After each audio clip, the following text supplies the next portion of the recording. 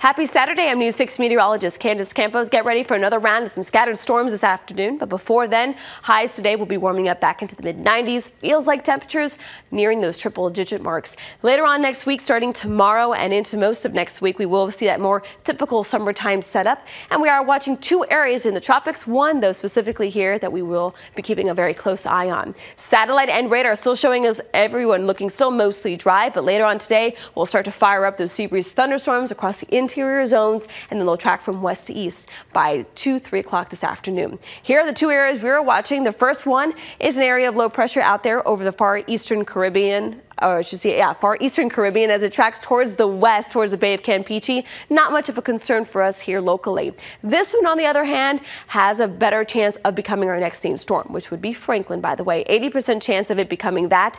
It's not a very organized system, but it is expected to move into more a conducive environment that will help it develop. So that is why we are giving it an 80% chance. Forecast models still are in pretty much good agreement for the next couple of days, and then they start to fan out as they approach the Caribbean. But you can see the majority of them keep it down through the Caribbean, across Leeward Islands, Hispaniola, and Puerto Rico, but still close enough that we will be keeping our eyes on it to see if it will become a factor in our weather forecast by next week. Clouds remain forecast, though. For today, we are looking mostly dry throughout the lunchtime hour. Then we will start to fire up those thunderstorms across interior zones right along I-4, and then pushing along pretty much 95 by about 7-8 o'clock, most of it being done with by 8-9 o'clock this evening. Now let's check on your hour-by-hour forecast. Highs today 94 degrees.